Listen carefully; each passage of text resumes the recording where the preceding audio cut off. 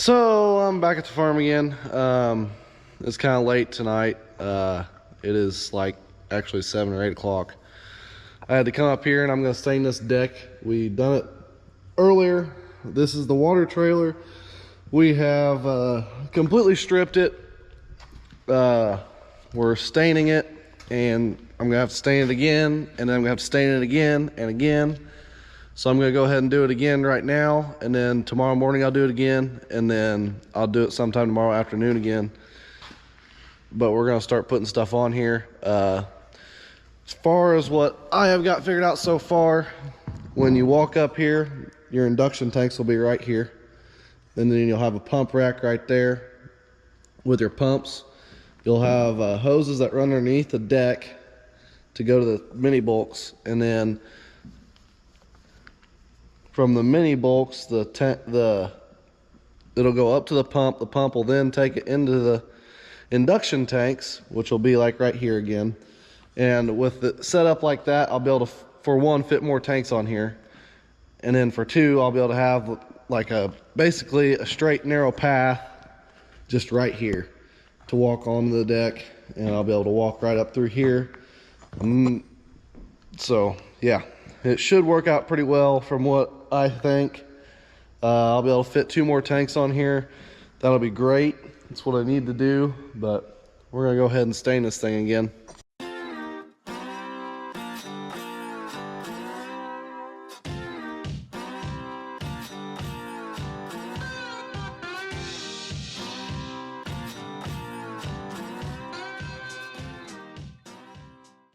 So I figured before I do that, I'm going to go ahead and I'm going to kind of tell you guys what's going on, because you're probably wondering what's going on here.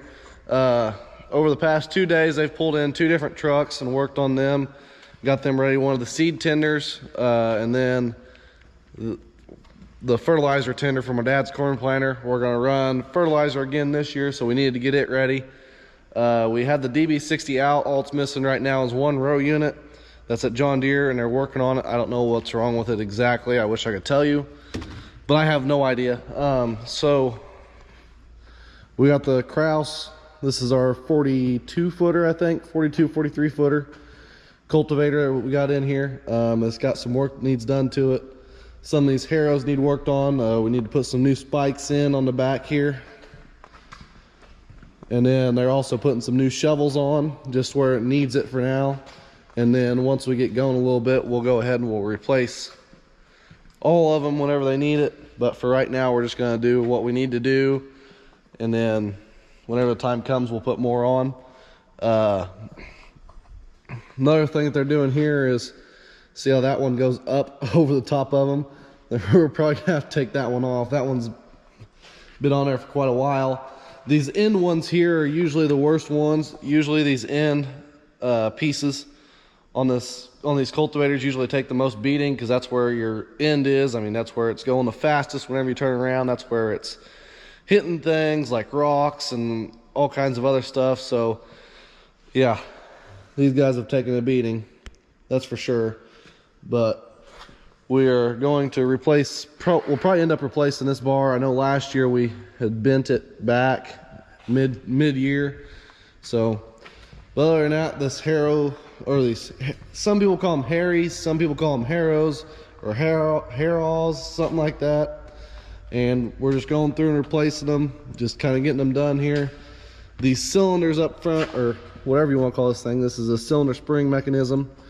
The spring makes it to where this disc will still kind of float, but keeps pressure down on it. And yeah, with the hydraulics, they're going through and they're rebuilding. I think there's 3 of them, 4 of them. Yeah, there's 4 of them on here that need rebuilt. We also had a couple of them sitting over there on the bench that they had to rebuild. So yeah, they're over here on the forklift. They'd sprayed them off before they left today. They're right there. And they're going to rebuild them, put new seals in them, put new seal kits in them and stuff, and then that should be good to go as far as that goes, I think. Oh no, I got one more thing. Just one more. So this, if you can see there, there's this big thing for all your hydraulics and stuff. We had welded it down there last year. So this year what we're gonna do is we're gonna rebuild, or we're gonna put a new one of these on instead of welding it, because it's been welded on both sides and it's missing U-bolts. So we're gonna rebuild it, or not rebuild it, we're gonna put a new one on there. We got it sitting outside right now. We're gonna put it on, and then hopefully it'll be good to go for the most part. That should be about all for this one, besides maybe some new tires. You see how they're kind of wore out there. Might put some new tires on it, might have to check some of the bearings, put new bearings on it. Just some small little stuff like that. That's kind of normal for our issues here. And then the water truck here, Ross serviced it the other day. We're going through it right now, doing our DOT inspection on it. We're also going through and we're doing some different stuff here. Like I've said multiple times, I'm still going to keep this hose on top of the deck, because if I put it underneath, I'm scared that I'll have rocks come up and hit it and break it, and that's what I do not want. I do not want to be down for a day or two because I've got a broken hose and I can't find it, or I need to do this or I need to do that, and it'd just be a pain. So we just decided to keep it on top of the deck. Yeah, it might not work very well, but that's what we decided to do. This wire here, you can see it runs up here to the truck. I put new ends on it. We also got it extended another 20 feet. So then what that'll let me do is, now I'm going to go through this hole. We'll put something in there, probably some kind of conduit, that, or we'll wrap this with tape or something to make sure it doesn't rub a hole through the hose right there. And then it's going underneath the deck, and then it's going back here. So basically what that'll allow us to do is now we'll have it to where we'll just drill holes here, and we'll drill a hole there, and it'll come through onto the post. Here, I'll show you the post. It'll go through onto the post on the stands for the induction tanks right here. And it'll just hook onto these guys. This is the induction tanks. They sit down in there. This is so then I can mix my chemical whenever I'm on the truck and in the field. And then I'm also going to, you see that ladder there? I'm gonna put one here too. Same exact place, just on the other side. But yeah, here's the other side of that cord. And it'll run underneath the deck. Everything will be ran underneath the deck right there. So that should work great. I'm not sure if I'll get my whole entire pump rack and stuff finished, but I'm gonna do my best to get it done. It might take me a little while, but we'll see. Because I know that they're wanting to put other stuff in the shop here, and this can wait a little bit longer, or I can get it half the way done and I can keep doing what I had been doing, just have it set up different here. So yeah. Oh, and also I found a 4-way whatchamacallit, finally, if I can find it. I know I had it here somewhere, but I had 2 of these T's in the middle of the deck, and I don't like having 2 T's because they're right beside each other. They just don't work together, and it just becomes a disaster. So if I can find the other, oh, here it is. Here's the 4-way. So this is a 3-inch 4-way valve, and it'll sit like basically right there in the middle of the trailer. You'll have one hose going back to the back tank and one hose going to the front tank. And then you'll have 2 hoses coming off the sides of it for the induction tanks and the fill and empty and stuff like that. See, used to, we wasn't that worried about it, but now we're worried about it. So yeah, we're gonna go ahead and we're gonna get this thing sealed though, so then I can go home and hopefully do something for the rest of the night. Probably homework or editing, one of the 2. Pick for me down in the comments while you guys watch a time lapse of me staining the deck.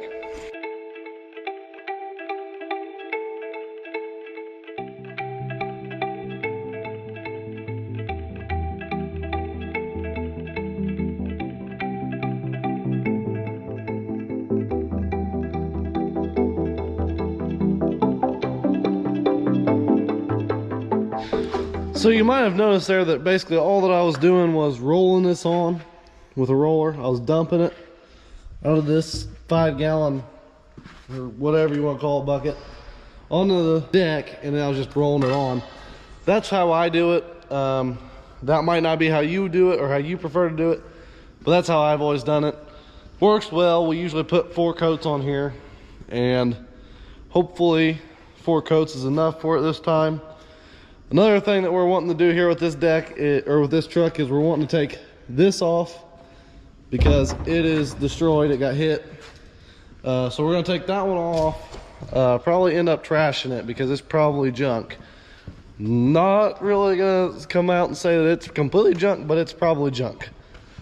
And then over here on the other side, to prevent this one from getting the same thing that one over there did, we're going to take this one off. And we're going to move it around to the other side and put it behind the other one instead of in front of it.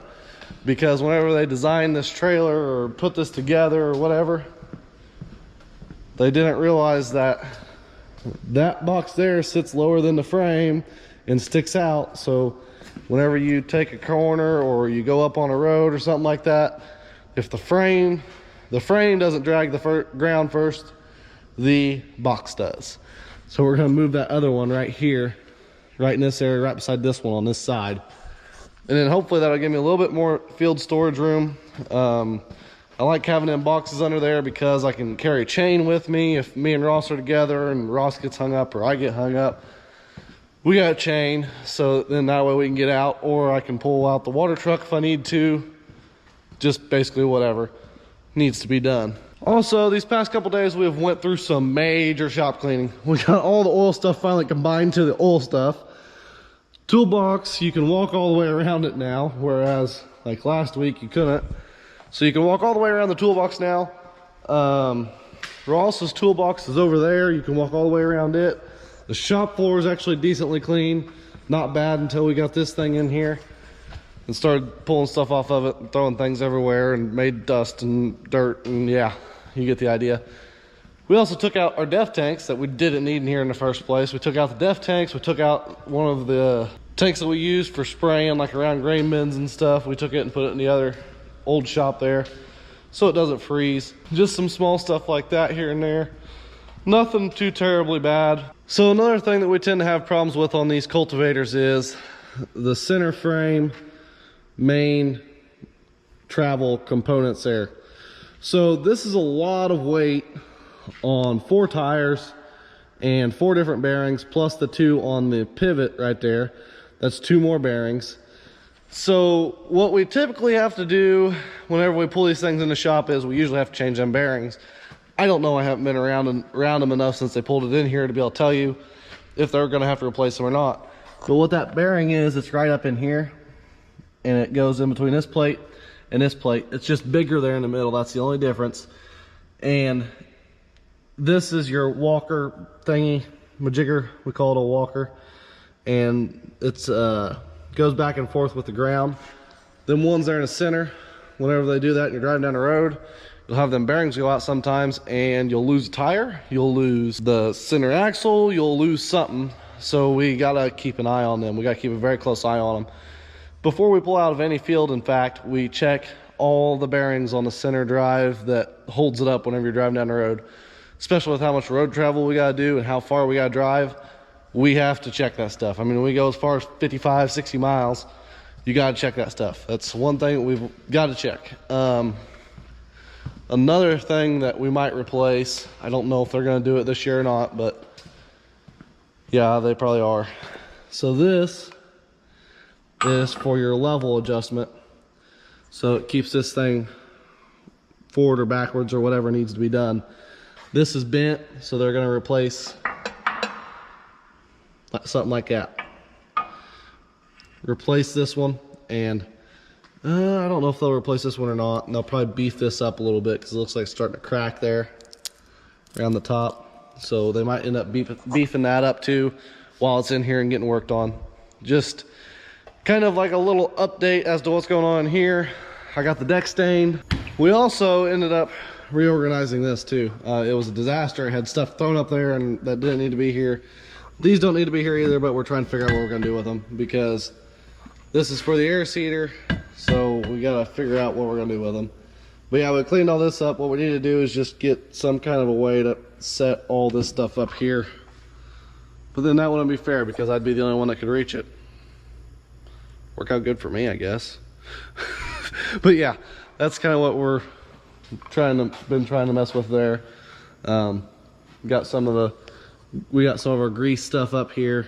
I know some people kind of ask about some of this stuff, so got our grease stuff, window cleaner, carpet cleaner, brake cleaner, some synthetic air compressor oil, just small nits and grits and stuff like that we might need. Usually we have starting fluid in here, and yeah, see there's some starting fluid, some other stuff, but might be out of it, might not have restocked yet. So, but anyways, guys, thank you for watching. Please remember to like and subscribe. Leave a comment down below. Remember to follow the farm Instagram, Facebook page, and I guess it will probably catch you guys in the next one.